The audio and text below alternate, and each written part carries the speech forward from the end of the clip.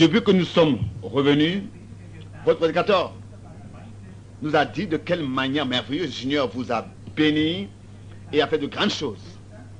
Il disait que ça a été un réveil continuel et une effusion du Saint-Esprit merveilleuse. C'était merveilleux, le temps de Dieu est tellement merveilleux. Et nous aussi, nous avions eu un réveil dans la chapelle.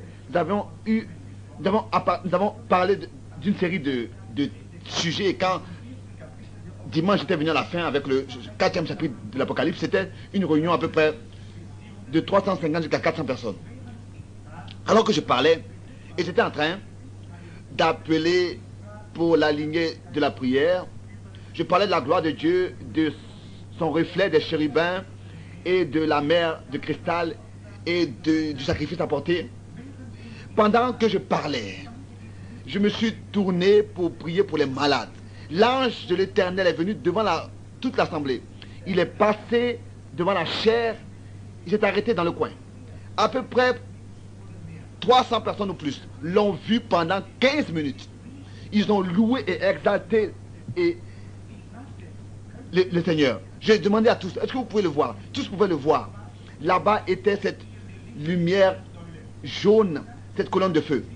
Et ensuite, elle s'est formée dans la forme dans laquelle j'avais dessiné les âges des églises. Dieu sait que c'est la vérité ici devant la Bible. Nous vivons à la fin des temps. Ça, c'est vrai. Et c'est certain. Je suis tellement heureux de ce que le prophète a promis qu'au temps du soir, la lumière paraîtra. Dans ces heures où tout est obscur dans le monde, nous savons que nous avons la grâce de marcher et que nous pouvons marcher dans la lumière. La lumière qu'il a accordée pour cet âge, tel qu'il a promis. Vous voyez, nous sommes un peuple privilégié ce soir de voir ces choses de la fin des temps. Vous voyez, l'Église ne sera pas quelque chose de grand. Elle a toujours été, dans tous les âges, elle a toujours formé la minorité. Dans les âges obscurs, la lumière avait presque disparu.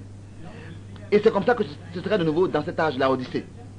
Le frère Jack m'a invité pour ici prêcher sur les 7 âges de l'Église. Si j'ai le temps, je le ferai. Le Saint-Esprit aidera. D'ici, j'irai à Beaumont, ensuite à la côte de l'Ouest, ensuite à Ohio, en Virginie, au nord de la Carolina, ensuite à Bloomington, à Springfield, à Chicago, et ensuite j'irai en Colombie-Britannique, à Fort St. John, à Grange Prairie, à Dawson Creek, et j'espère qu'en juin, je pourrai revenir, Dieu le voulant. Ça, ce sera à peu près 6 mois en tout. Peut-être que j'irai ensuite au-delà des mers, si le Seigneur le veut. Nous sommes heureux d'être ici réunis en grand nombre, avec des visages resplendissants, des cœurs ouverts. C'est vraiment un temps merveilleux. Nous sommes dans une grande attente. Je le suis. J'attends que le Seigneur ce soir puisse manifester sa puissance et sa gloire. Et qu'il puisse lui-même se manifester à chacun de nous. Et s'il le fait, ou bien qu'il ne le fasse pas, nous le croyons malgré tout. J'ai laissé une femme qui revenait de l'Allemagne. Elle avait perdu son enfant. Elle s'était levée dans une réunion en Californie alors qu'un enfant avait été revenu à la vie. Les parents étaient autrefois allés très loin pour venir à la réunion, avaient entrepris des longs kilomètres pour venir à la réunion. Et cette femme était assise là avec l'enfant enveloppé, déjà complètement froid, mort. Et c'était à San Martino, c'est là-bas qu'ils sont allés à la réunion. Et elle disait que depuis le matin, l'enfant était mort. Et j'ai pris cette forme tendue dans ma main, je l'ai serrée dans mon cœur, sur mon cœur, et j'ai prié à notre Seigneur bien-aimé. Et j'ai déjà ressenti comment est-ce que l'enfant devenait chaud, et quelques minutes plus tard, il a sauté et il a commencé à courir. Vous voyez, nous n'annonçons pas ces choses. Aujourd'hui, il y a tellement de publicités qui sont faites sur toutes choses. Tout est annoncé partout et publié. Non. Ce n'est pas pour cela que Dieu fait ces choses. Le monde n'acceptera pas ces choses et c'est l'Église qui expérimente ces choses. Nous n'avons pas besoin d'annoncer ces choses qui sont manifestées. Nous croyons tel que Jean autrefois était venu, c'était seulement quelques-uns. Anna, Jean, le Baptiste et Zacharie, C'était seulement quelques-uns qui avaient cru et reçu ces choses et pris part à ce que le Seigneur faisait dans leur époque. Nous regardons aujourd'hui à sa venue.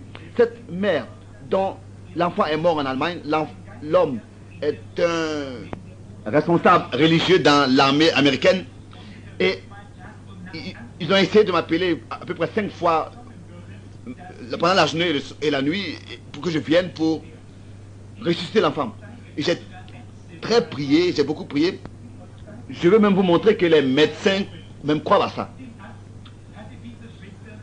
Le médecin avait donné à cette sœur ce prophète avec le titre « Un prophète visite l'Afrique du Sud ». Et cette femme disait « Dieu est capable de ressusciter l'enfant ». Bien sûr. Et ils l'ont pris et ils ont annoncé au père que l'enfant est mort. Et le médecin a dit « Bon, je vais conserver l'oxygène et garder l'enfant sous oxygène. » Il voulait attendre jusqu'à que je me prononce. Ils étaient même prêts à me faire venir par un avion rapide de l'armée pour que je puisse prier pour cet enfant. Et c'était un matin très tôt et j'ai entendu quelqu'un rentrer dans ma chambre. Je me suis levé et j'ai dit « Seigneur, qu'est-ce que tu veux dire à ton serviteur ?» Et il a dit « Ne résiste pas à cela, c'est la main du Seigneur. » Et alors j'ai parlé avec ces gens et je leur ai dit « Soyez d'accord avec cela, car c'est la main du Seigneur. » Et quand la soeur est venue, elle m'a posé la question « Frère Branham, est-ce que c'était la faiblesse de ma foi ?» J'ai dit « Non, tu as bien cru avec ton mari. Et malgré tout, louer et remercier le Seigneur, quoique cela ne soit pas arrivé tel que vous l'avez attendu. Si les choses se passent comme nous le voulons, c'est facile de croire. Mais si cela ne se passe pas comme nous voulons, alors c'est pas facile de croire. Chacun qui vient au Seigneur est éprouvé et corrigé.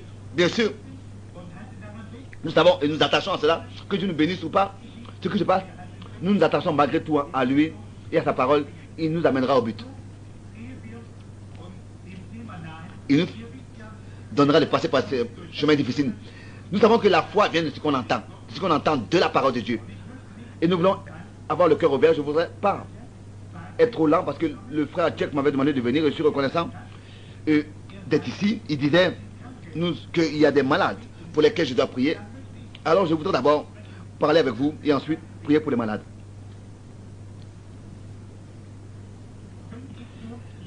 Si je peux lire, dans ces dernières semaines, j'ai eu à penser à cela. Et ici, je me suis écrit 4 pages pour mentionner certaines choses. Si vous voulez ouvrir avec moi, vous pouvez le faire. Vous savez, souvent je parle très court sur un sujet. Maintenant, je vous demande d'ouvrir avec moi dans l'évangile de Jean, le premier chapitre, et pour deuxième écriture, dans le 4e chapitre de l'évangile de Jean, toujours. D'abord, le premier chapitre de l'évangile de Jean, le verset 40 jusqu'au verset 43. Ensuite, nous lirons dans le chapitre 4, verset 24.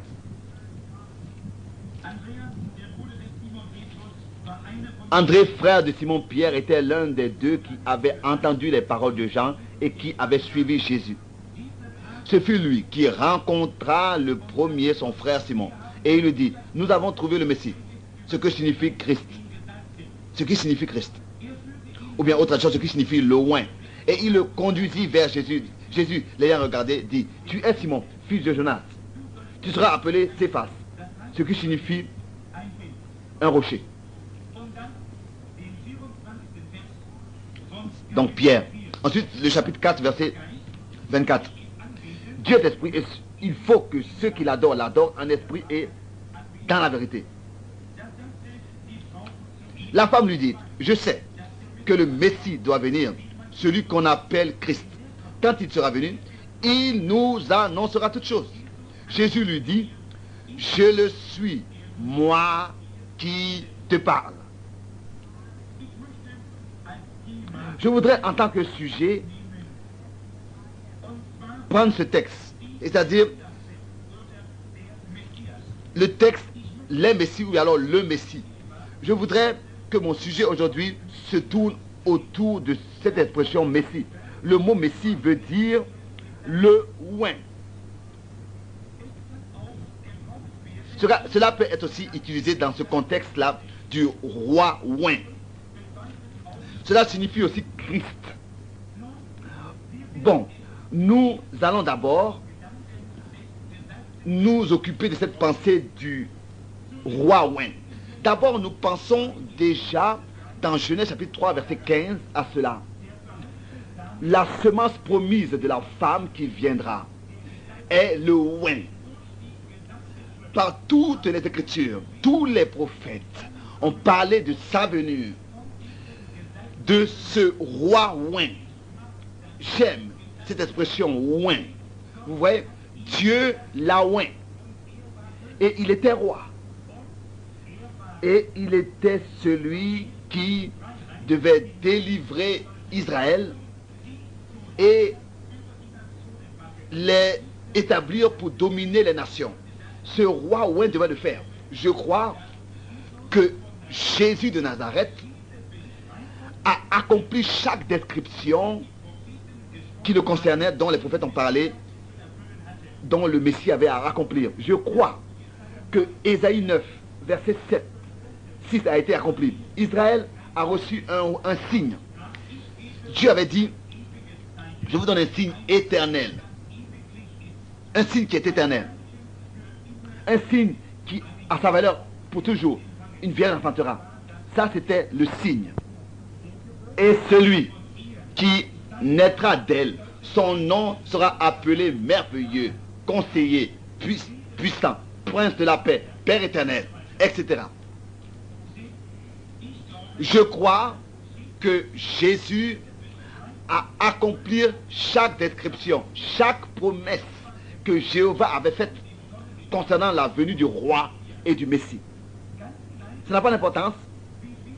Combien pensaient qu'il n'était pas à la hauteur de son œuvre? Non, il est toujours roi. Il est maintenant encore roi, le roi au milieu de ses saints. C'est ainsi que l'Apocalypse le dit. Il est au milieu des siens. Il a un royaume et vous appartenez à son royaume. Il est le roi. Pas seulement cela, il nous a aussi fait devenir des rois et des sacrificateurs, c'est-à-dire des oints de Dieu. Oui, c'est écrit dans 1 Pierre chapitre 2.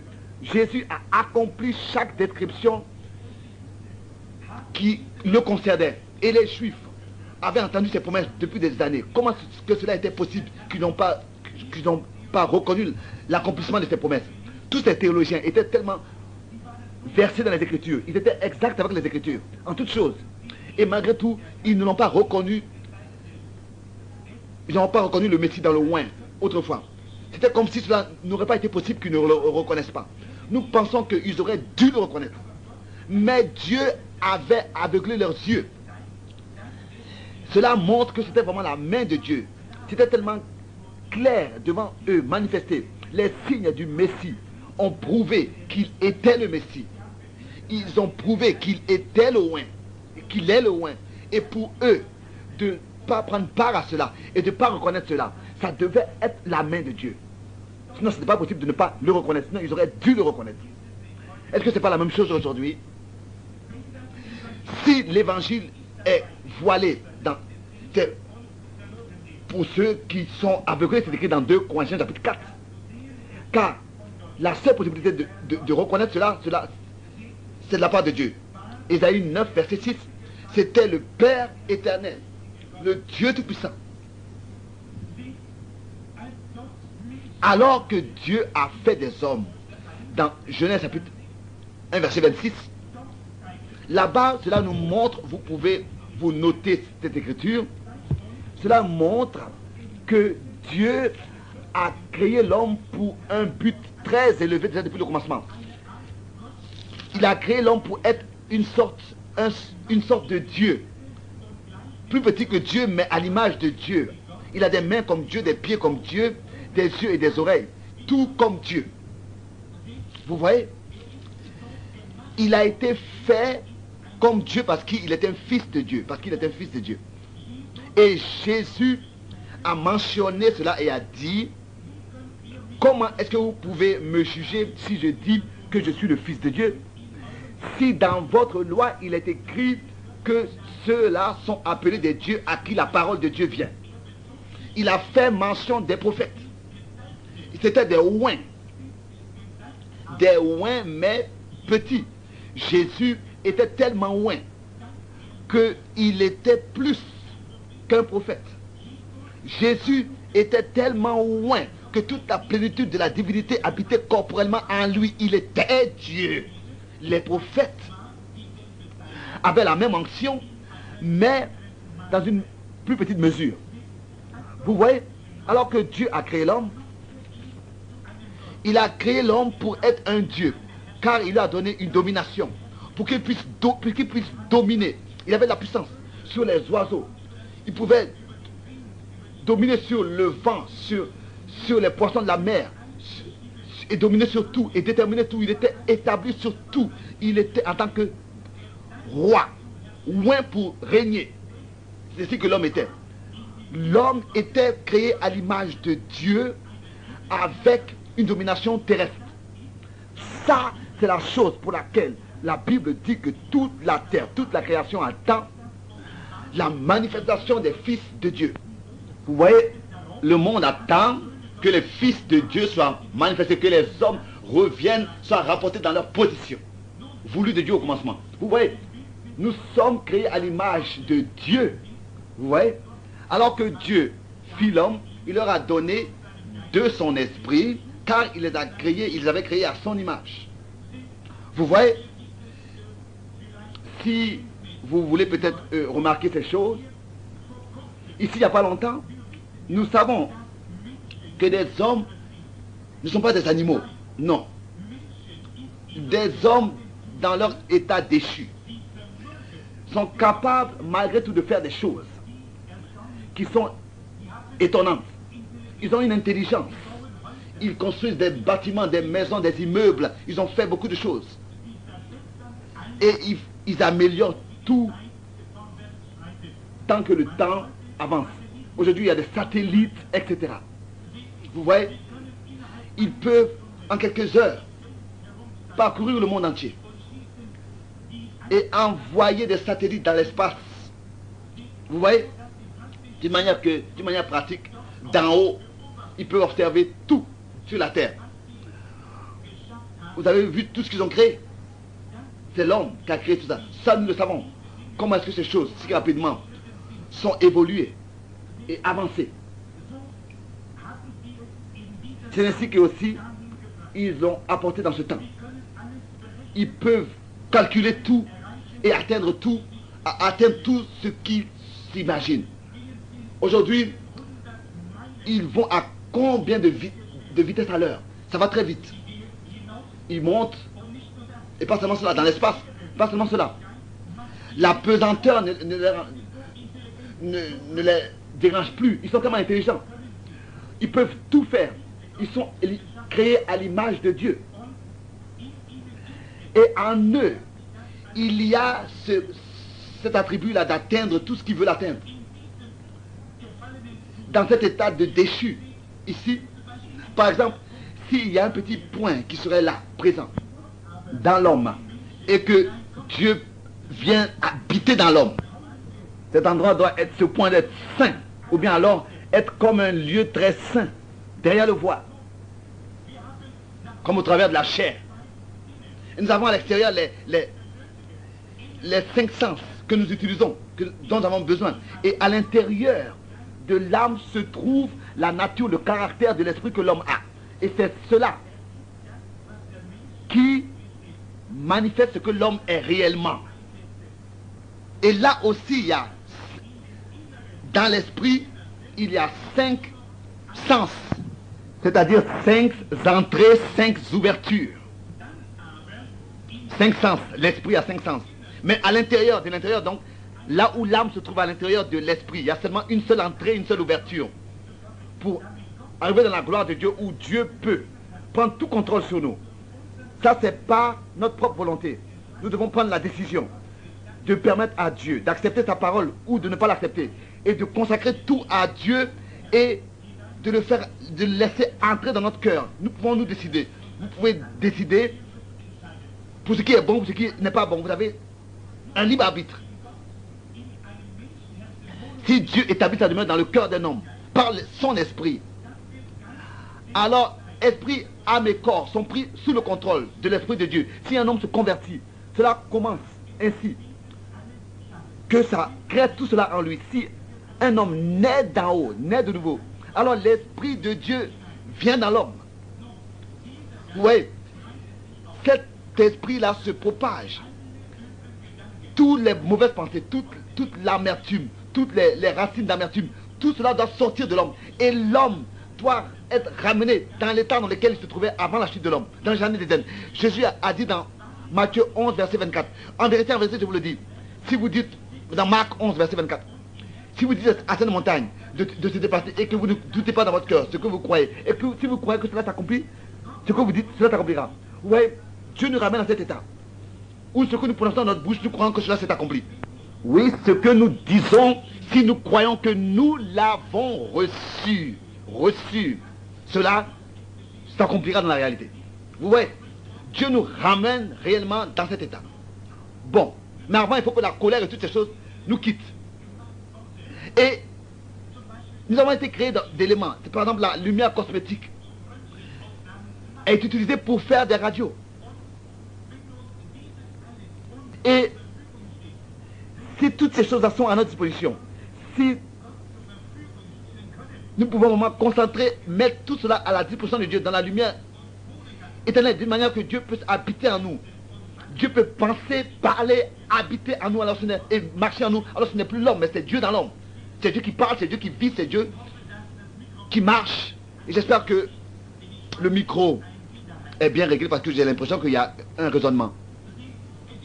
Vous voyez, c'est la vie, c'est la lumière, c'est la vie éternelle, c'est la lumière éternelle qui est alors dans l'homme, manifestée par le Saint-Esprit en lui. Alors, nous ne sommes plus des pécheurs, mais nous devenons semblables à Dieu. Il n'y a pas longtemps, il y a une radio qui a été faite d'un homme, et pardon, une photo qui a été faite d'un homme qui priait pour les malades, et on a constaté une lumière sous son bras, dans cette photo. Et ils ont pris cette photo comme si on faisait une radio.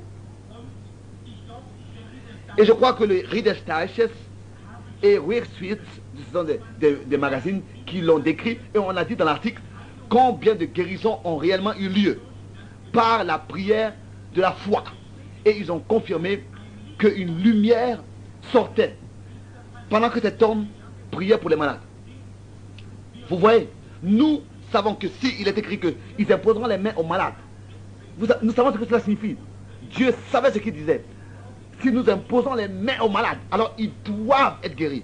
Dieu a su ce qu'il disait, dans Marc 16. Oh, je voudrais voir l'Église venir dans cette position pour que Dieu puisse faire toutes ces choses. Croire que nous avons déjà reçu ces choses. Vous voyez, alors que Dieu est devenu homme, a été manifesté en tant que Messie, en tant que le oint. Alors si nous-mêmes nous pouvions nous consacrer entièrement à lui, nous donner à lui, tel que lui s'est donné à Dieu, alors nous deviendrons des Messies, des oints, des petites lumières. C'est ce que l'Église doit devenir, des petits oints. Vous voyez, ça c'est l'Église de Dieu, l'Église épouse, l'Église.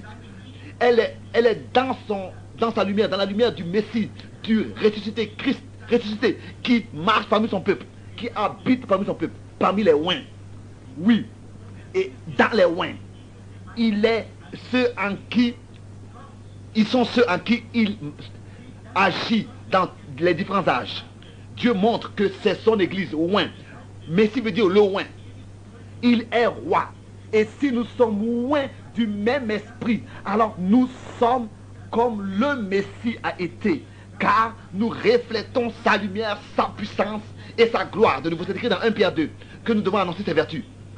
Nous manifestons ça, son lieu de domination, son royaume. Oh, comme c'est merveilleux. C'est le Messie. Comme c'est merveilleux, alors, il resplendit dans son royaume. Nous voyons sa gloire. Bien sûr, aujourd'hui, que tout est organisé. Et dans la mort, on est en train de parler d'une certaine lumière. Mais où est la lumière réellement? Nous avons besoin de la lumière du Messie. C'est ce dont nous avons besoin aujourd'hui. La lumière pour ce temps présent.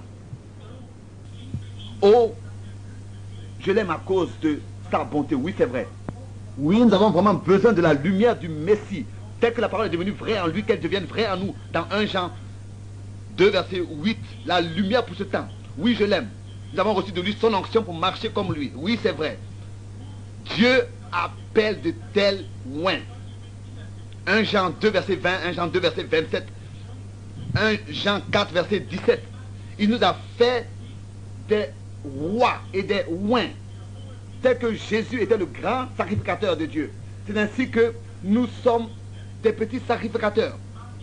Jésus était la plénitude de Dieu qui était en lui, qui habitait en lui, pour exprimer Dieu ici dans ce monde. Vous voyez, Dieu était en Christ et a réconcilié le monde avec lui-même. Et tel que Dieu était en Christ, c'est ainsi que maintenant il vient dans son église et la oint et nous fait devenir des oints pour marcher comme il a marché selon 1 Jean 2 verset 6. Est-ce que vous voyez cela comme c'est merveilleux? Les mêmes choses qu'il a fait ont lieu dans son église. Les mêmes œuvres, la même puissance qu'il avait est manifestée dans son église. Et son église est son lieu de domination. Il est roi dans cette église. Et nous sommes des rois et des sacrificateurs qui apportent des sacrifices spirituels, les fruits de notre lèvre, qui louent son nom, comme dans 1 Pierre 2 versets 5 et 9. Et Hébreux 12 verset 28 et Hébreux 13 verset 15. Oh, comme c'est merveilleux. Est-ce que vous voyez cela? Lieu de sa domination. Psaume 103 verset 22. Nous sommes des oints, des messies, oui, de cette onction qu'il a eue. Quoique, dans une plus petite mesure, mais oint de lui le Messie, de lui le grand. Oh, alors que Jésus marchait sur cette terre, il ne pouvait pas renier qu'il était le Messie, car il faisait les signes du Messie. Vous voyez, les Juifs étaient aveuglés. Et c'est la raison pour laquelle ils n'ont pas reconnu. Alors, en tant que le Messie. Et la même chose est encore aujourd'hui avec l'Église. Ils sont aveuglés. Le monde extérieur. Il est écrit dans 1 Jean chapitre 3, le premier verset. Car le Dieu de ce monde, c'est écrit dans 2 Corinthiens 4, a aveuglé leurs yeux concernant les choses spirituelles, les choses que Dieu fait. Il est écrit dans Actes des Apôtres chapitre 10, Jésus allait partout autour de lui, il faisait du bien et manifestait les signes du Messie. Et ils ont blasphémé contre lui. Et s'ils ont blasphémé contre lui, le grand, le oint, à plus forte raison contre son église, ils l'ont désigné de Belzébus. Alors qu'est-ce qu'ils diront de vous? Ils diront la même chose de vous. Ils vous donneront toutes sortes de désignations. Ils ont toujours eu un nom. Ils ont toujours un nom qui veut nous accrocher. Et cela vient du diable. Et c'est ainsi qu'ils le font encore à tous ceux qui appartiennent au Seigneur, comme ils l'ont fait avec le Seigneur lui-même, autrefois. Mais cela va toujours de l'avant, bien sûr. Nous allons de l'avant malgré tout. Vous dites, mes frères Branham, Jésus avait le signe du Messie. Qu'est-ce que c'était? Vous voyez, la Bible dit que quand le Messie viendra, il sera un prophète. Et il aura les signes d'un prophète. Quelqu'un qui connaît les Écritures sait, car Moïse avait dit que Dieu, le Seigneur, vous amènera un prophète de parmi vos frères.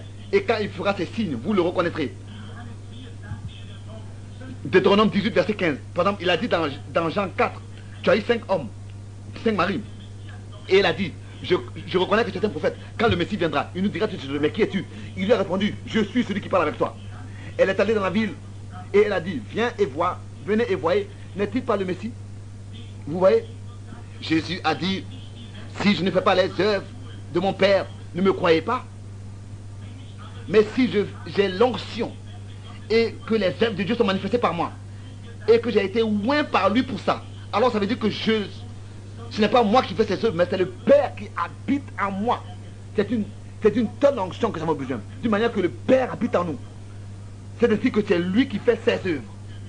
Et à cause des œuvres, croyez. Cela a lieu, c'était le cas pour le Messie, pourquoi pas pour l'Église? Vous voyez, êtes-vous prêts? Jean 14, verset 12. Jésus-Christ a dit, celui qui croit en moi fera les mêmes œuvres que j'ai faites. Vous voyez des oints. C'est vrai. Et ce n'est pas lui qui faisait ses œuvres. Et ce n'est pas nous qui vont faire ses œuvres non plus. Vous voyez, des petits messies. Ils représentent le Messie. Vous voyez, dans Marc 16, il est écrit, allez dans le monde entier et prêchez l'évangile.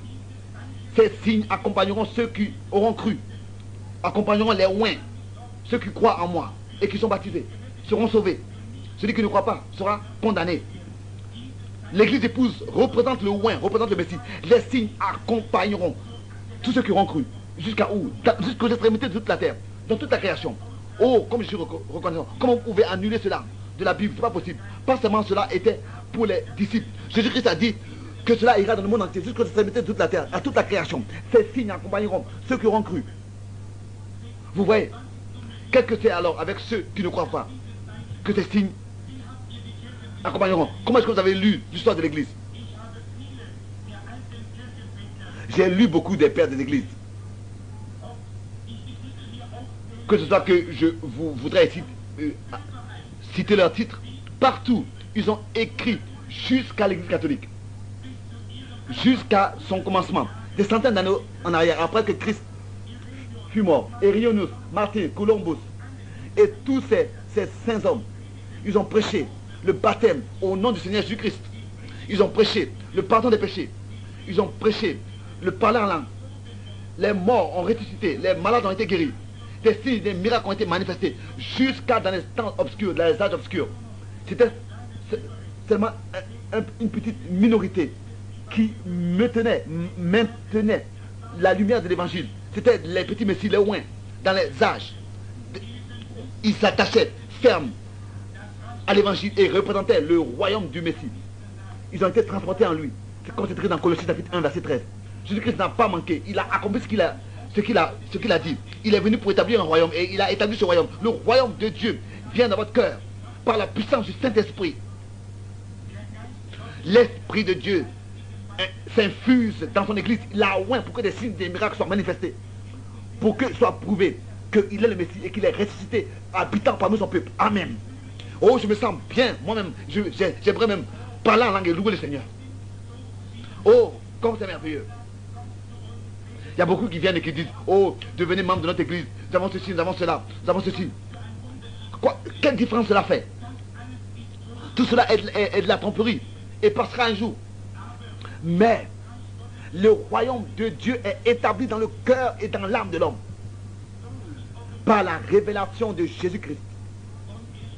Et il a dit, sur ce rocher, sur ce roc, s'établit mon église. Et les portes du Jérusalem ne prévaudront pas contre elle. Sur cette révélation de l'Esprit. Et nous devons avoir cette révélation par l'Esprit de Dieu. C'est seulement comme ça que vous êtes véritables croyants et que ces signes vous accompagneront aussi.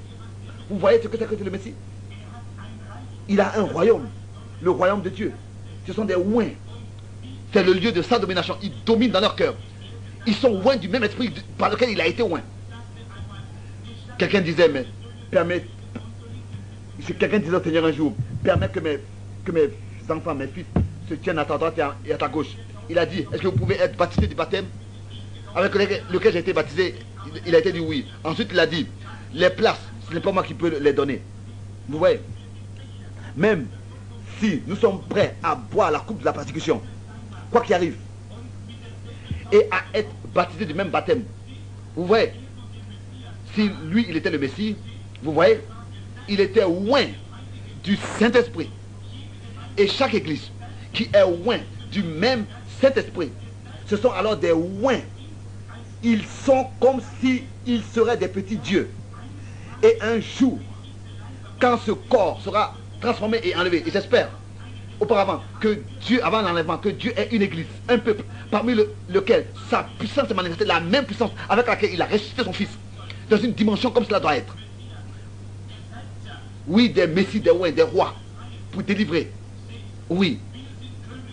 Nous sommes des rois et des sacrificateurs, des oints, pour annoncer ses vertus.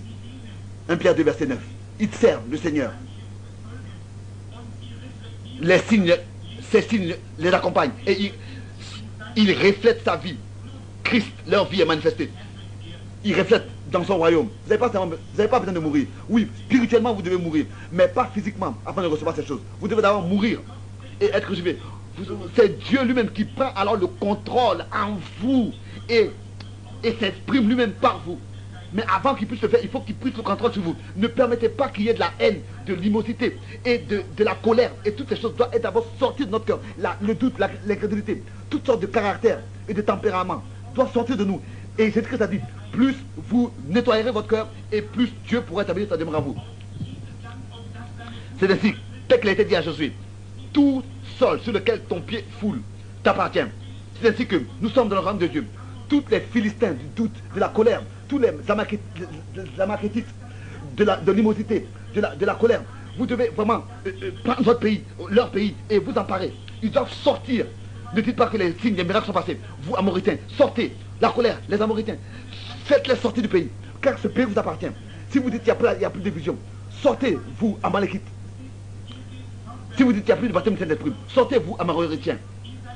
Vous allez de l'avant, vous êtes remplis du Saint-Esprit, de l'Esprit de Dieu. Et Dieu est capable de manifester ses œuvres par vous. Alors qu'Élie avait étendu son corps sur le mort, dans 1 Roi 17, verset 21, il est revenu à la vie. C'était Dieu dans cet homme. Aussi avec Élisée, dans 2 Rois 4, verset 35, verset 33, verset 35. C'est Dieu qui a pris tout entre ses mains parce que le prophète était oint. Vous voyez, chaque prophète dans l'Ancien Testament était oint du Saint-Esprit. Il l'était. Ils étaient des petites lumières. Mais lui, le Christ, il était la plénitude de Dieu manifestée dans la chair. Les prophètes étaient des petits messies, des petits oints, mais oints du même Saint-Esprit. Mais lui, le Seigneur, il avait dans toute la plénitude.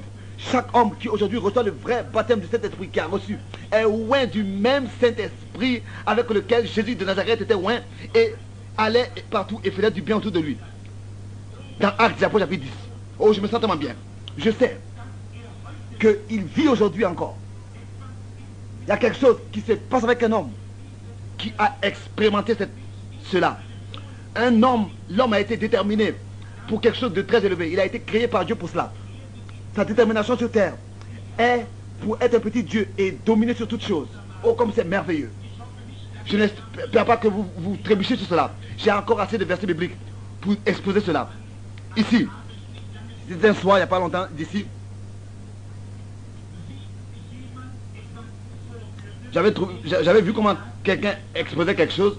Il avait placé un verre avec de l'eau et il a concentré sa concentration sur ce verre et le verre a sauté en morceaux et l'eau s'est versée. Seulement par cette puissance de concentration qu'il a mis sur le verre. Si quelqu'un peut le faire avec ses pensées, seulement avec ses pensées, sans toucher le verre, un pécheur, qu'est-ce que cela montre? Cela montre que l'homme est déterminé pour quelque chose de bien précis, même s'il a chuté. Vous voyez, si l'homme alors peut revenir à Dieu et que Dieu, avec sa puissance, peut établir sa demeure dans l'homme et que cette puissance est libérée dans le royaume de Dieu, alors c'est comme une mitraillette. La puissance de Dieu est alors manifestée. Alors Christ en nous, l'espérance de la gloire. Alors c'est lui qui prend tout entre ses mains et qui rentre en scène et qui dirige et qui conduit toutes choses. Alors un homme avec une telle foi peut, dans la parole de Dieu, ressusciter les morts, purifier les lépreux et chasser les démons. Amen. Nous avons été créés comme Dieu. Nous sommes créés à l'image de Dieu. C'est peut-être la raison que Dieu est devenu homme et que l'homme est Dieu. Nous sommes sa race. Dieu veut seulement nous saisir entièrement, prendre contrôle de nous tous. Il veut nous avoir entre ses mains. Nous devons être conduits par son Saint-Esprit. Nous n'avons pas besoin de théologie pour cela, non? Pas du tout. La théologie est quelque chose qui nous isole, qui nous éloigne. On dit oui, les signes, les temps des miracles sont passés, etc. Tout cela sont des isolations. Nous n'avons pas besoin de tout cela. Éloignez-vous de tout cela. Ils disent que le baptême du Saint-Esprit, le parler la langue n'existe plus. La Bible dit que Jésus-Christ est le même, hier, aujourd'hui et éternellement. Et il baptise du Saint-Esprit aujourd'hui. Et celui qui croit Dieu, croit sa parole telle qu'elle est écrite et s'attache à sa parole, se tient à sa parole. Ça, c'est l'homme que Dieu peut conduire et diriger. Un tel homme a assez de foi pour que la parole de Dieu s'accomplisse et soit confirmée. J'ai parlé une fois de la soif de la vie. Pourquoi est-ce qu'il y a des femmes qui vont au rock'n'roll? Pourquoi est-ce que des jeunes hommes, des femmes et des hommes, vont là-bas au disco et au cinéma et dans toutes ces choses, fument? Pourquoi est-ce qu'ils vont dans les loisirs? Pourquoi est-ce qu'ils font ce qu'ils font? Vous voyez, ils ont soif de quelque chose. Bien sûr, la soif a été mise en eux pour avoir soif de Dieu, mais ils essayent d'intencher de tranquilliser cette soif-là avec les choses du diable et du monde qui sont appelées loisirs. Jamais, jamais, jamais vous pourrez, par les choses de ce monde, intencher la soif de Dieu que vous avez en vous. Vous pouvez boire, vous pouvez jouer, vous pouvez faire de l'adultère, vous pouvez faire ce que vous voulez. Un jour, vous allez vous réveiller avec les maux de tête et en enfer. Vous faites ces choses. Mais vous avez été créé à l'image de Dieu. Vous devriez avoir soif de Dieu. Dieu veut établir sa demeure en vous. Dieu veut mettre sa parole en vous. Il veut vous conduire, vous diriger, ayant établi sa demeure en vous, comme avec Abraham. Il lui avait donné la promesse et il s'est tenu sur cette promesse. Et c'est ainsi qu'il a atteint même 100 ans. Mais il croyait parce que c'est Dieu qui l'avait dit. Abraham était loin. Abraham était loin. C'est peut-être raison qu'il ne pouvait pas se laisser égarer par l'incrédulité. Et la parole de Dieu était avec lui. Dieu était avec lui. Et Dieu a confirmé sa parole d'une manière qui s'est accomplie avec lui. Le même Dieu est encore aujourd'hui, ce soir, avec la même parole et avec le même esprit parmi nous. Par ces miracles, par ces vertus, nous sommes guéris. C'est ainsi que cela est écrit. Il vous conduit à la guérison. Il vous conduit au salut. Oh, comme je l'aime. Vous voyez? Vous avez été créé pour avoir soif de Dieu. Comme c'est écrit dans le psaume. Mais l'adversaire a tout perverti. Le diable. Mais vous devez être attentif. Que cela ne vous arrive pas comme autrefois avec les Juifs. Jusqu'à ce que ce soit trop tard. Vous voyez? Le monde ne va pas comprendre ces choses. La Bible le dit dans 2 Timothée chapitre 3. Comment ce sera dans les derniers jours. Qui seront orgueilleux, fanfarons, aimeront les loisirs plus que Dieu. Et qu'ils vont rejeter ceux qui sont justes et qui sont bons. Vous savez, c'est-à-dire les ouins. Les ouins. Les gens seront orgueilleux. Et vont aimer les loisirs plus que Dieu. Auront la forme de la piété. Qu'est-ce que c'est que comme quelle sorte d'évangélisation existe aujourd'hui? Vous voyez, mais Dieu appelle les siens et ils le reçoivent.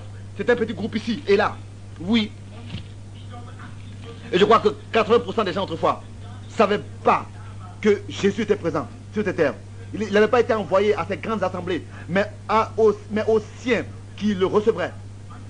Il a dit, mes brebis entendent ma voix. Oh, je suis porte. Ne laissez pas sortir ces choses et passer de votre tête. Mes brebis entendent ma voix, dit le Seigneur. C'est sa parole dans laquelle il a exprimé ses pensées. Le psaume 142, avoir soif de Dieu, du Dieu vivant. C'est ce dont vous avez besoin. Vous avez besoin de ce traitement. Vous avez besoin des pensées de Dieu sur sa parole. Soyez attentifs avant que nous arrêtons. Ça c'est l'homme. Il a une main comme Dieu. Il a des yeux comme Dieu. Il a des yeux comme Dieu, des mains comme Dieu, des pieds comme Dieu, des oreilles comme Dieu, une bouche comme Dieu, un corps comme Dieu. Il a été créé à l'image de Dieu. Vous voyez? Et il lui a été donné la domination sur la terre. Pour dominer sur toutes choses. Dieu, c'est lui qui domine tout l'univers. Mais l'homme a été établi sur terre, pour dominer sur terre. Surtout, nous avons été ramenés à Dieu. Ramenés à Dieu, c'est écrit dans Pierre. Le chapitre 3, le verset 18, lui le Messie nous a ramenés à Dieu. Il nous a oué. Vous avez été ramenés à Dieu. À la pleine rédemption, à la pleine adoption, pas seulement à l'esprit d'adoption, mais à la pleine adoption, c'est écrit dans Romains 8. Jusqu'à la transformation de notre corps. Je vous pose une question. Voici ma main, voici mes oreilles, voici mes yeux, voici ma tête, voici mon corps. Mais qui suis-je? C'est seulement ce qui m'appartient. Ces choses-là, ce n'est pas moi, c'est seulement quelque chose qui m'appartient. C'est ma main. Vous voyez ma main. Ça, c'est quelque chose que je possède. Ceci est seulement une maison dans laquelle moi j'habite. Mais où suis-je? Où suis-je? Quelque part. Je dois être. Si tout cela m'appartient, où suis-je moi-même alors? Vous voyez? Je suis quelqu'un, mais tout cela m'appartient. La main m'appartient. Mais ma tête, mon corps m'appartient. Mais où est le jeu? Le jeu, c'est vraiment l'esprit. Ça prouve dans quel esprit est votre âme. Et quel esprit est en vous. Car l'esprit auquel vous vous mettez à la disposition, c'est de lui que vous êtes l'esclave. Nous devons nous mettre seulement à la disposition de l'esprit de Dieu. Si un tel homme, un pécheur, peut casser un verre seulement avec une puissance télépathique, sans la toucher, et avec une telle concentration, une puissance qu'on ne peut pas voir, vous voyez, si un pécheur peut faire ça, avec un tel esprit, avec un esprit condamné, un esprit maudit, comment à plus forte raison, qu'est-ce que vous pourrez faire vous en tant que fils et filles de Dieu, remplis de l'esprit de Dieu? Amen. Chaque promesse de Dieu doit s'accomplir alors. Elles sont vraies, elles sont oui et amen, et elles doivent s'accomplir. Bien sûr. Les dons de Dieu, le don de Dieu, c'est sa parole. Dieu a promis ces choses. Il a donné les dons. Il a promis les dons. Les dons de Dieu sont sa parole. Et elles sont toujours en accord avec sa parole. Il prend soin de cela. Il vous a donné le don du Saint-Esprit. Il vous a accordé cela. Si vous croyez. Et c'est ainsi que Dieu lui-même est présent. Remplit votre cœur pour manifester en vous et par vous sa puissance. Vous voyez, d'abord, la parole de Dieu est apportée. Et le Saint-Esprit accompagne toujours la parole. C'est écrit dans Hébreux 2, verset 5. Partout où la parole de Dieu est pressée, on sent comment est-ce que l'Esprit de Dieu accompagne la parole. La véritable parole est accompagnée par l'Esprit de Dieu, toujours. C'est écrit dans Hébreux 2, bien sûr. Car partout où la parole de Dieu est prêchée, l'Esprit de Dieu accompagne cette parole. Ça c'est clair. Oh, j'aime cela. J'aime vraiment des enseignements bibliques clairs et fondamentaux. Et si le Saint-Esprit peut revenir de cette manière sur l'Église et confirmer sa parole, oui, bien sûr qu'il le fait. Si elle est prêchée, il accompagne pour la confirmer. En ceux qui la croient. En ce que elle est agissante en ceux qui croient. Qui l'écoutent en tant que parole de Dieu. Oh oui, alors c'est une dynamique qui apporte l'électricité. Et alors s'accomplit toute chose. Tout ce qui a été promis se manifeste. Bien sûr. Jean-Baptiste est venu, c'est écrit dans Hébreux 2, verset 4. Jean-Baptiste savait quelle partie de la parole s'accomplissait en lui. Il savait qu'il avait été déterminé à Dieu d'apporter la parole dans cette époque. Bien sûr. Dans Ésaïe 40, c'était écrit. La voix de celui qui crie dans le désert. Il crie dans le désert. Il savait que c'est son devoir. Il était sans crainte. Amen. Bien sûr. Vous voyez comment c'est merveilleux. Dieu a parlé de cela. Et il a dit que les montagnes vont sauter. Et les arbres vont frapper des mains. Ce qui est élevé va s'abaisser. Ce qui est abaissé va être élevé. Les théologiens ont pu donner leur propre interprétation et ont dit, oh, saint frère, Dieu va ouvrir le ciel et va faire descendre l'escalier, l'échelle de Jacob, et l'un de ses prophètes, il va l'envoyer. Et ensuite, le grand sacrificateur Caïphe va apparaître et va le présenter. Bon, et maintenant je suis ici, il dira. Et qu'est-ce qui s'est passé? Jean-Baptiste est venu avec une peau de chameau autour de lui. Peut-être même qu'il a pris un bain tous les 6 mois, mais il a dit, répentez-vous, car le royaume de Dieu est parmi vous. C'est à ce moment-là que les arbres ont frappé des mains et que les collines ont sauté. Tout a été redressé et aplani. Ce que Dieu appelle grand. Les hommes l'appellent petit. Ce que les hommes l'appellent petit, c'est ce que Dieu appelle grand. Oui. Qu'est-ce qui se passe avec aujourd'hui ces soi-disant grandes évangélisations? Et que ce n'est pas beaucoup de tromperie et d'incenserie. Cet évangile ne va pas ébranler la terre. L'évangile va ébranler l'église, bien sûr. L'église sera ébranlée, sera remuée, sera ramenée à l'église primitive dans ces dernières années. L'église a été ébranlée, a été ramenée. Mais le monde ne le sait pas. Ils sont morts dans leur doctrine. Vous ne pouvez pas réveiller, vous ne pouvez pas parler à ces morts. Ils sont 2 fois morts. Et les racines sont pourries. Et vous dites, ça appartient malgré tout à ces assemblées. C'est votre problème, si vous voulez le faire. Et vous dites, ma grand-mère déjà appartenait à cette église. Aujourd'hui, il ne s'agit pas de ce que votre grand-mère faisait. Il s'agit maintenant de ce que Dieu fait, de marcher maintenant dans la lumière. Nous pouvons seulement marcher dans la lumière si nous marchons dans ce que Dieu fait dans ce temps présent. Ta grand-mère vivait dans la parole de son âge, bien sûr. Si tu veux vivre sa vie, pourquoi est-ce que tu ne portes pas les vêtements qu'elle portait? Sœur, bon, peut-être que c'était un peu direct, mais je l'ai dit. Hein? Aujourd'hui, des vêtements courts, des jupes, même quand elles sont longues, elles sont comme ça, serrées. Hein? Vous ne voulez plus les amener à l'église, hein? Votre grand-mère, mais vous ne voulez pas non plus porter les vêtements qu'elle portait. Tous les oins du Seigneur ont parlé contre le péché. Tous ceux qui se tenaient vrais devant Dieu ont prêché contre le péché, n'ont pas toléré le péché, l'ont déraciné dans l'église. Pour confirmer chaque parole. Dieu veut confirmer chaque promesse qu'il a donnée. Mais d'abord, vous devez passer par un examen de la parole. Avant qu'un chèque puisse être payé, il faut qu'on examine est-ce que l'argent est là.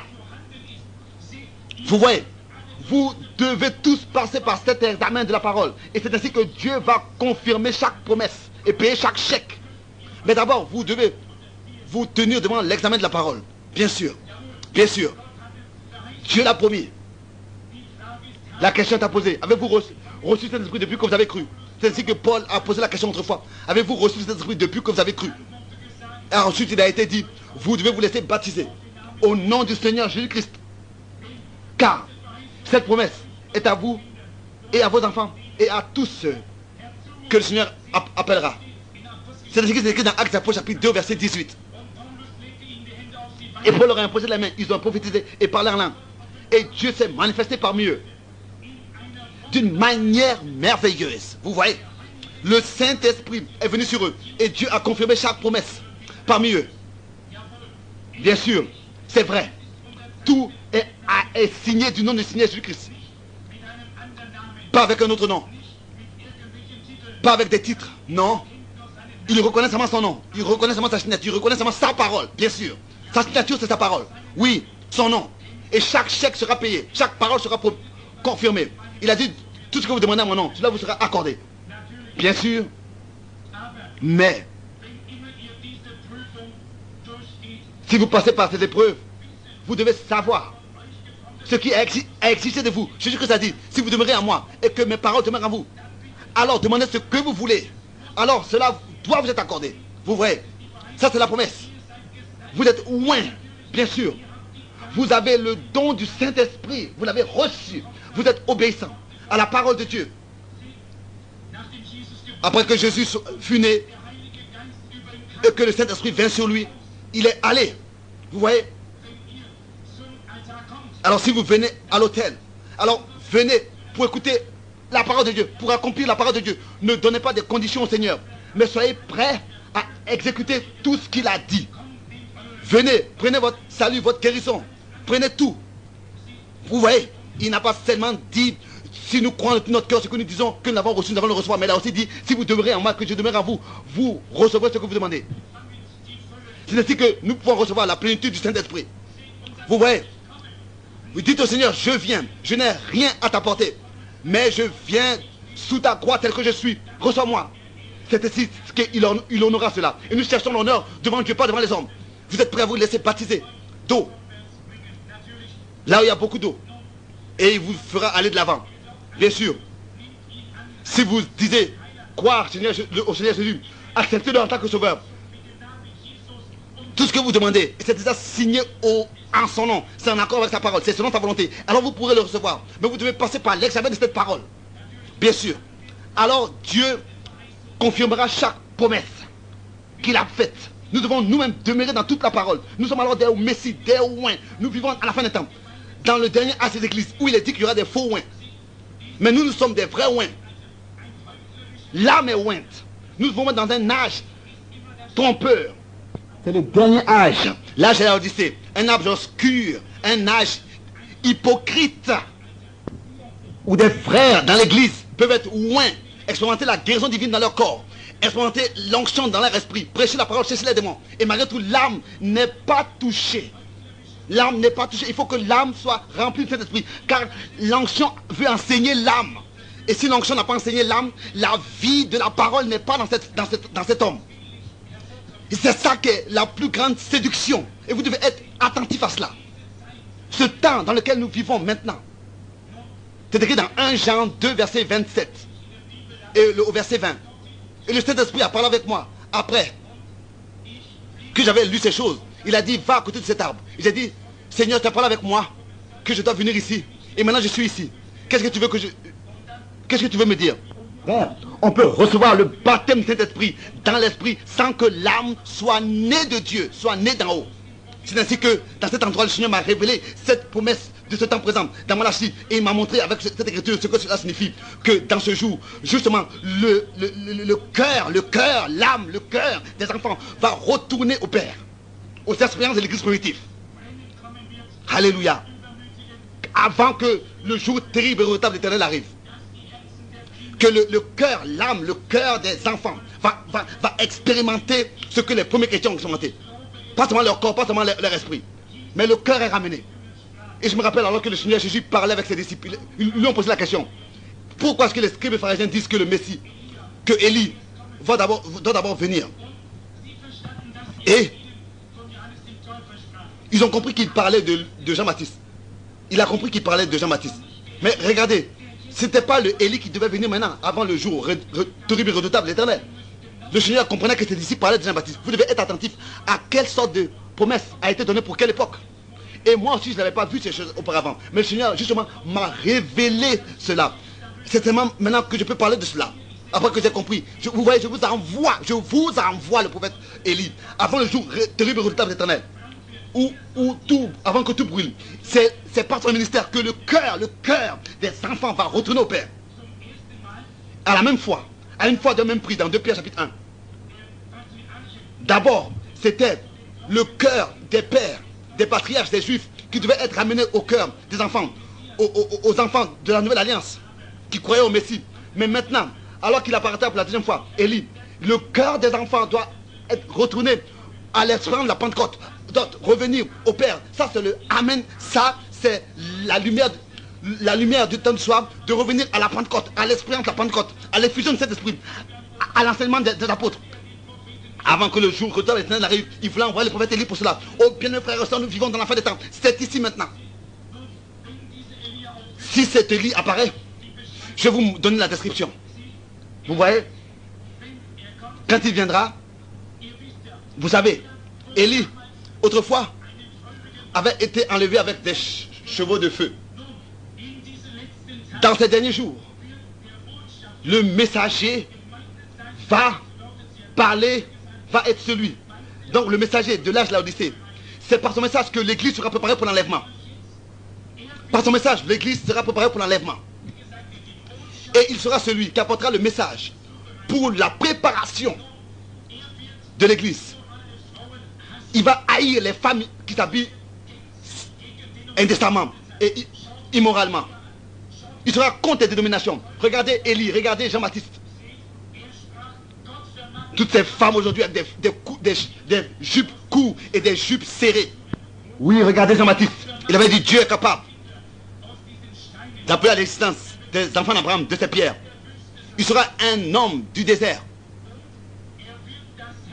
Et il ramènera le cœur des hommes à la parole de Dieu. À toute la parole de Dieu originale. Il y en a beaucoup qui ont apparu déjà. Alexander Dewey, etc. Alexander Dewey, qui pensait avoir le ministère d'Élie. Mais ce prophète-là aura le signe du Messie. Vous voyez, la Bible dit qu'un jour arrive, qui sera ni nuit ni jour, mais autant de soir la lumière paraîtra. C'est un temps de mélange. Le soleil qui se lève à l'est se couche à l'ouest. Vous voyez, c'est un temps, entre-temps, quelque chose d'obscur, de mélanger. Mais maintenant la lumière, autant de soir apparaît de nouveau. Autrefois, l'étoile du matin, maintenant l'étoile du soir. Tout est la même chose. Autrefois, le message avant la première venue. Maintenant, le message avant le retour du Christ. Oh, l'évangile, la parole de la vérité. Frères, sœurs, enfants, marchez dans la lumière. Nous ne vivons plus nous ne sommes plus dans la pureté. L'église est passée par les âges obscurs. Maintenant, la lumière, lui, au temps du soir. Maintenant, elle est présente. La lumière a apparu. La lumière, lui, dans l'église. La parole prophétique. Et la lumière, l'église est dans la minorité, forme la minorité. Mais quand les trompettes de Dieu retentiront et que ce jour éternel apparaîtra, il vient. Vous voyez. Et l'Esprit de Dieu viendra sur quelqu'un qui amènera ce message dans ce dernier jour et ramènera le cœur des enfants à la véritable expérience de la Pentecôte et à la puissance d'en haut. Mais comment est-ce que toutes ces choses ont été mélangées et perverties entre-temps? Quelqu'un doit apparaître avant que la fin arrive. Car une porte ouverte a été placée. Dieu apportera Élie aussi certain que je me tiens ici sur cette plateforme, devant cette chair.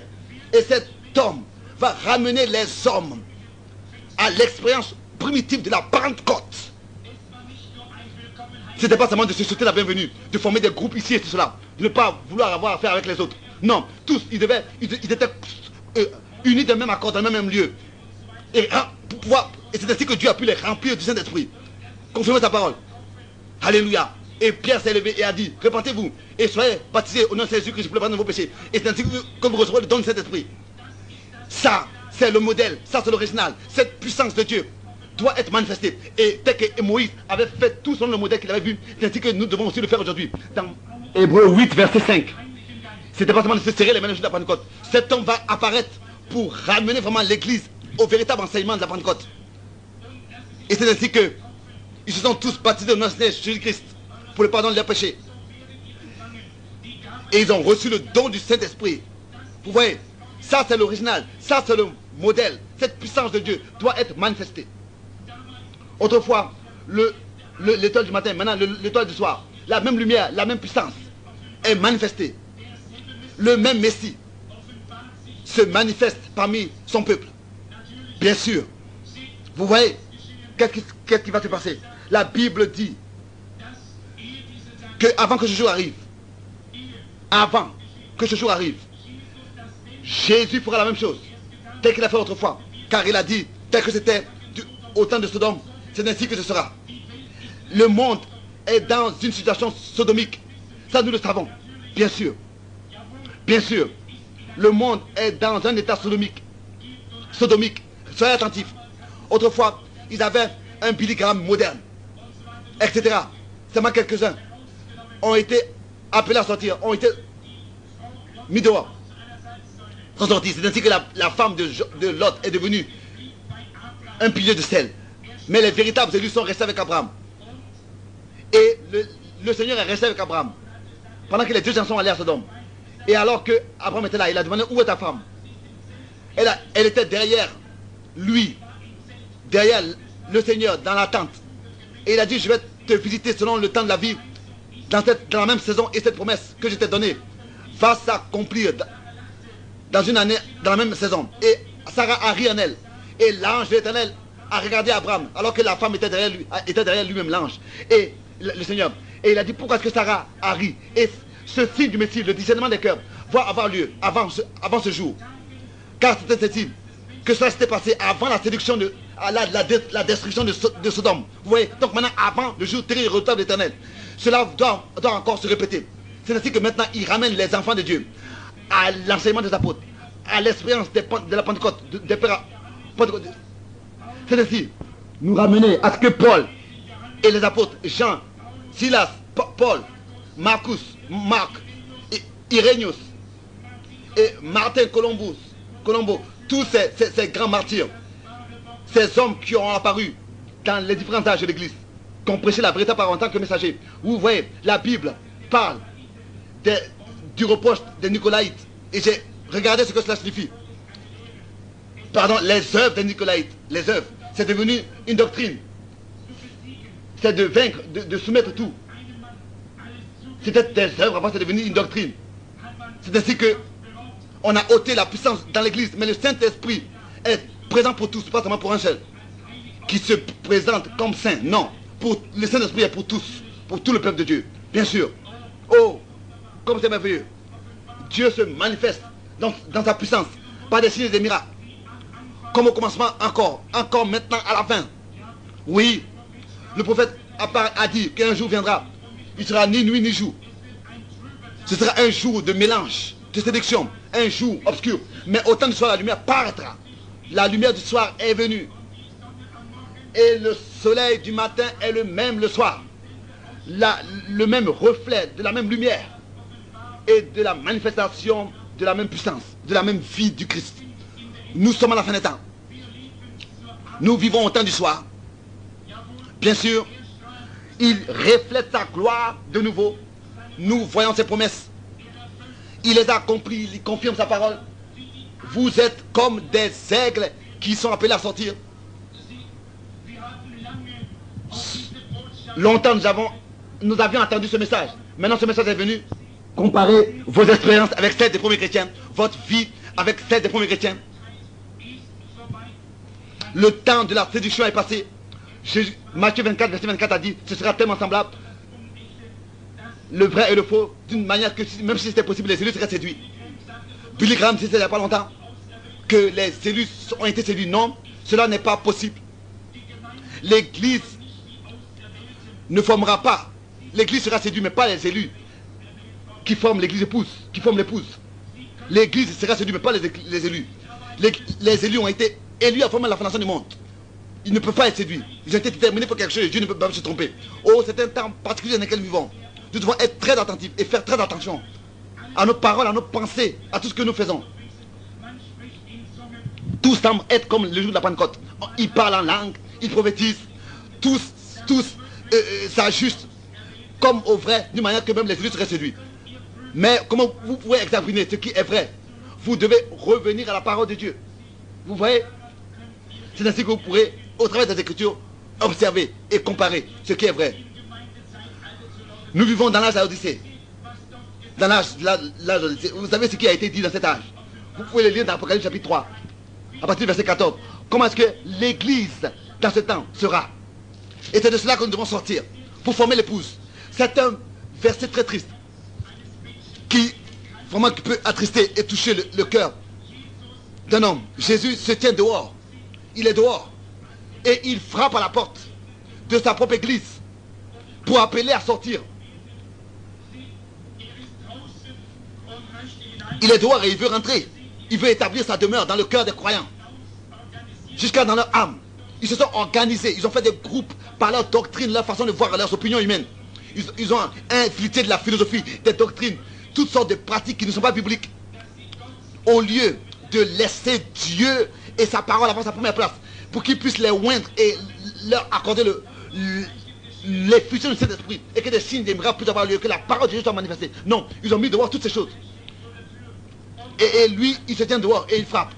Il veut entrer, comme il a promis d'habiter et de marcher parmi vous. Comme c'est triste d'être dehors. Il est dehors. Mais il veut faire de nous son peuple et il veut être notre Dieu. Aussi, tous pouvaient entendre ce que l'Esprit dit à l'église en ce temps présent. Il se tient dehors. Et qui lui ouvrira la porte? Qui entendra frapper à la porte? Qui lui ouvrira? Seulement ceux qui entendent ce que l'Esprit dit à l'église. Vous voyez, il est dehors. Et qui entend? Il est à l'extérieur de l'église. Est-ce que vous voyez cela? Il essaye d'y entrer. Ceux qui sont dans les dénominations, ils ne le voyaient pas. Seulement ceux qui sont dehors le voient. Vous voyez, il a frappé de l'extérieur pour appeler à sortir. Vous voyez, un homme qui sait tout cela et qui voit tout cela, il doit prendre sa décision. Bien sûr, il ne peut pas rester neutre. Non, vous devez sortir pour voir qui frappe de l'extérieur. De l'intérieur, vous ne pouvez pas voir qui frappe. Et même pas peut-être entendre. Si ce n'est que Dieu vous accorde la grâce d'entendre ce que l'Esprit dit à l'église. Tout est organisé dans les dénominations. Mais le Seigneur de la gloire est dehors. Dans sa miséricorde, il veut appeler son peuple et établir sa demeure en eux. Vous voyez, il vous accorde la lumière dans ce temps. Il est lui-même la lumière. Avez-vous vu cela? Son église est comme une ville établie sur une montagne. On peut la voir de loin. Vous voyez, le signe du Messie, la lumière du Messie. Tout vient du Messie. Tout ce que nous voyons dans ce temps présent vient du Messie. Ce que Dieu fait dans ce temps présent, cela ne vient pas d'un homme. C'est lui, c'est Dieu lui-même qui le fait. Oh, c'est son œuvre, c'est pas l'œuvre d'un homme. Oh, comme c'est merveilleux de voir toutes ces choses. C'est comme j'ai eu à parler de l'aigle, de la mer qui conduit ses aiglons, qui les fait sortir du nid, du nid. Vous savez que Dieu lui-même se compare à un aigle. Il a dit qu'il a étendu ses ailes sur ses aiglons. Et aussi, ses prophètes ont été comparés à un aigle qui peut se lever très haut et voir de loin. Et me révéler cela au peuple. Et voir à l'avance ce qui va se passer. Oh, Dieu veille sur les siens. Il leur donne la possibilité de se tenir dans sa puissance. Ils ne sont pas à moitié aigles et corbeaux. Ils sont entièrement aigles en tant que ses enfants nés d'en haut, nés de son esprit, remplis de son esprit. Aucun mélange, non. Tout est vrai et juste et droit. C'est pour cette raison que nous avons la grâce de voir l'action du Saint-Esprit parmi nous. Alléluia. Il appelle à sortir de partout. Vous êtes des vrais enfants de Dieu. Dieu a pu se révéler à vous. Sauvés par son sang, lavés dans son sang, remplis de son Saint-Esprit, lavés de l'eau de la parole. Sanctifiés et purifiés. Oh, les aigles regardent à lui. et disent, oh, comme tu es grand, comme tu es grand. Ils regardent à leur Père et renouvellent leur force et savent que toutes choses sont possibles par son esprit. Sous le couvercle de son sang, il a donné l'autorité à son église. Il a fait d'eux des messies. Ils prêchent comme il prêche. Ils guérissent comme lui. Ils font tout comme il a fait. Ils sont comme lui sur terre, comme il a été. Jésus-Christ a dit, de plus grandes œuvres que j'ai fait, vous le ferez. Vous le ferez de plus grandes. Vous voyez, les mêmes œuvres qu'il a fait, nous devons les faire telles qu'il a fait. Ayant reçu la même puissance. Car mon esprit est en eux. Il a dit, mon esprit sera en vous. L'esprit de la vérité. Sinon, ce n'est pas possible. Si cela n'a pas lieu, alors il y a quelque chose qui ne va pas avec l'église. Avec nous. Nous ne pouvons pas comme ça être des corbeaux et penser être un aigle. Non. On doit être rempli du Saint-Esprit. C'est ainsi que tout va bien. C'est ainsi que nous agissons comme lui. Nous sommes comme lui. Nous sommes semblables à lui. Nous marchons, nous parlons, nous vivons comme lui. Et nous faisons les choses comme il a fait. Avons-nous compris? Alors nous avons le tempérament de l'Esprit de Dieu. Et la nature. Avez-vous, vous voyez dans quel esprit, dans quel temps nous vivons? Est-ce que vous voyez ce que Dieu fait parmi ces aiglons? Il veut des ouins, il veut des hommes et des femmes. Au milieu duquel il peut marcher et vivre et faire des miracles. Il veut une église remplie de son Saint-Esprit, de la puissance d'en haut. Une église qui le reflète en tant que le même. Hier, aujourd'hui, éternellement. Même l'évangile est prêché par le Saint-Esprit qui vient du haut d'en haut. Qui vient d'en haut. 1 Pierre chapitre 2. Verset 10 jusqu'à 12. Vous lui appartenez. Vous l'appartenez. Vous êtes transportés dans son royaume. Colossiens 1 verset 13. Tous les véritables aiglons disent Amen. Oui, nous vivons pour toujours avec lui. Il était mort. Il a dit, voici, je vis éternellement. Nous lui appartenons pour le temps et l'éternité. Il vit aujourd'hui. Il est le même. Oh, si vous puissiez croire ces choses. Vous voyez ce qui est écrit. La lumière paraîtra au temps du soir. Oui, comme ce cantique dit, vous verrez de nouveau, vous trouverez le sentier de la gloire.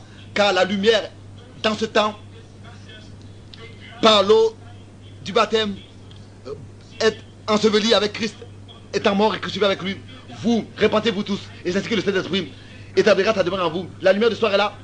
C'est vrai que Christ et Dieu sont un, sont la même personne. Dieu s'est manifesté de la chair. Dieu est devenu homme. Et l'homme a été déterminé à être semblable à Dieu. Ce grand Jéhovah est devenu homme. Et c'est ainsi que nous lui serons semblables.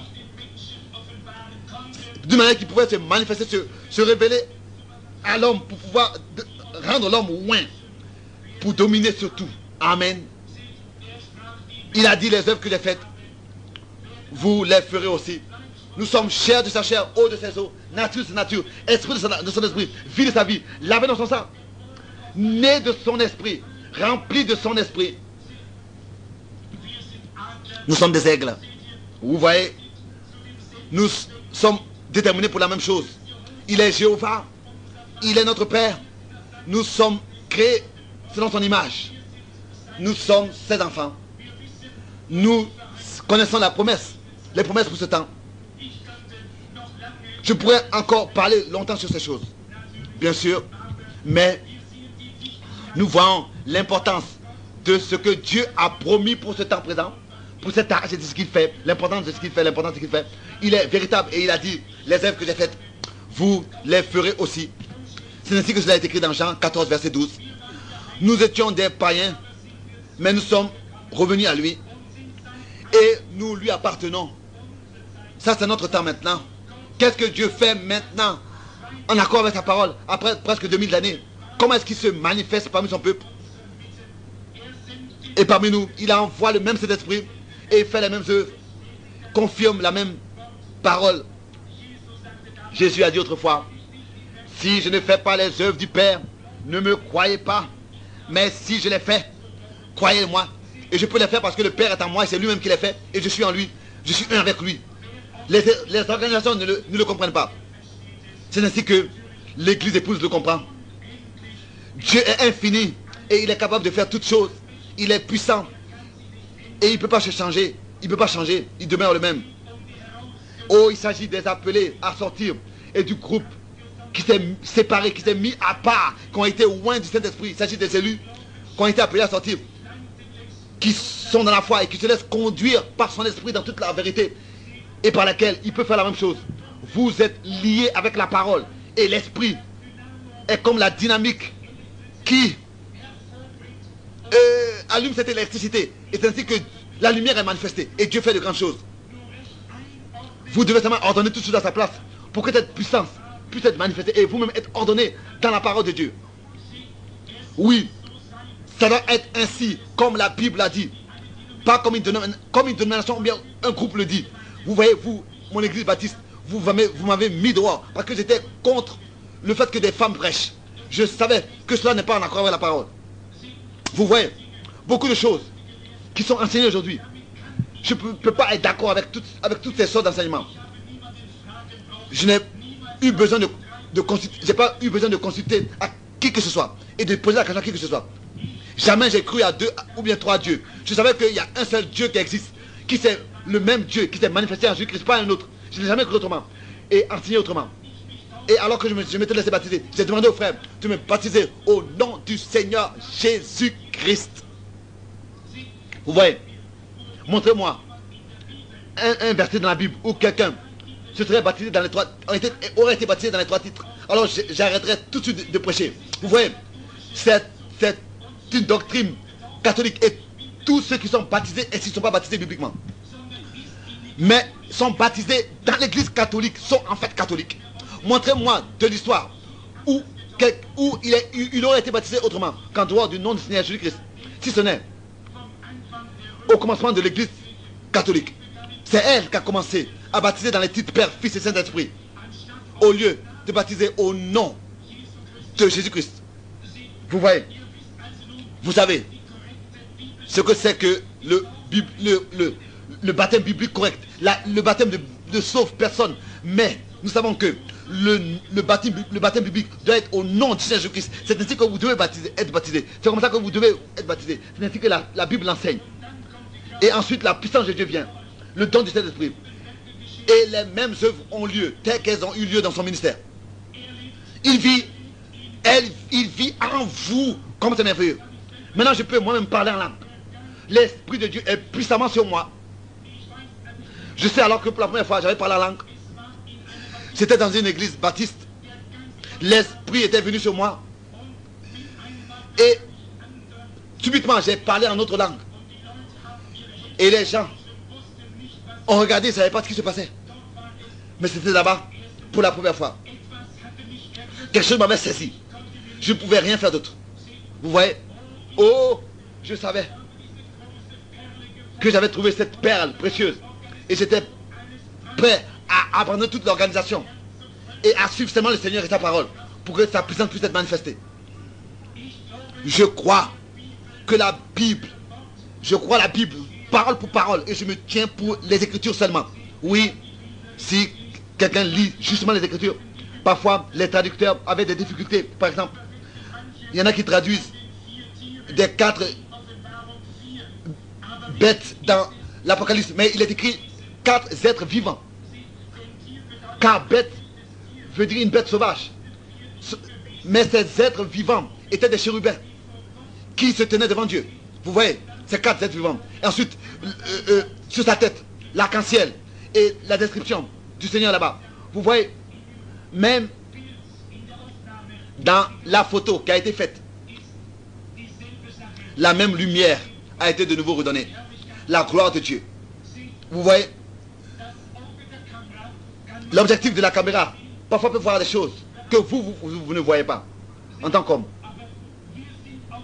Mais nous sommes tellement limités avec tout d'une manière que on ne peut pas saisir ce qui se passe autour de nous. Vous voyez. Mais nous sommes reconnaissants à Dieu de ce qu'il a accordé des choses. Le Seigneur est le même hier, aujourd'hui et éternellement. La même puissance, la même puissance, les mêmes miracles, le même Dieu, le même baptême, au nom de Jésus-Christ. Le même baptême de Saint-Esprit, les mêmes signes et miracles, la même parole, le même esprit, la même vie, tout est la même. Amen. Alléluia.